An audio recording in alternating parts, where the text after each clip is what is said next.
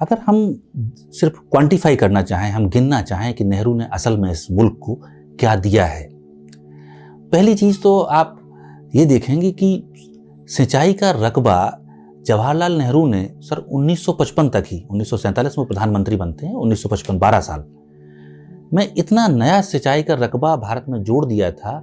उस जमाने में अमेरिका में जितनी जमीन पर खेती होती थी उससे कहीं ज़्यादा जमीन का रकबा खेती के लिए नेहरू जी ने 1955 तक भारत में जोड़ दिया था। ये एक बहुत बड़ी उनकी उपलब्धि थी। दूसरी चीज़ जो उन्होंने की कि बड़ी बांध परियोजनाएं लेकर आए और छोटी परियोजनाएं भी बहुत रहीं। 40-60 का रेशियो था, 40% बड़े बांध और 60% माइनर इरिगेशन। उन बांधों ने पूरी के पूरा भारत का भूगोल ही एक तरह से बदल दिया। नेहरू के सामने पहली लड़ाई भारत के लोगों का पेट भरने की थी और उस दौर में भारत की सबसे बड़ी समस्या भुखमरी थी। आज जब हम इतनी बड़ी मात्रा में अनाज का निर्यात कर रहे हैं जबकि आबादी 130 करोड़ है, लेकिन उस दौर में 30 करोड़ आबादी का पेट भरना भी मुश्किल था।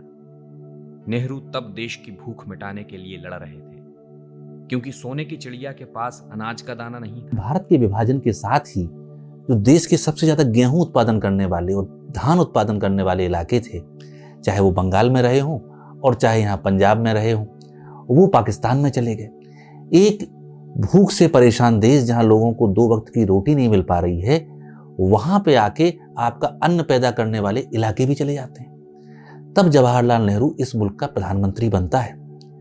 आज तो हमारे पास सेल और गेल और हवाई जहाज और जाने क्या क्या चीज़ें, इतनी सब सुख सुविधाएं सब मुल्क में आ गई हैं, लेकिन तब तो इस मुल्क में सुई नहीं बनती थी।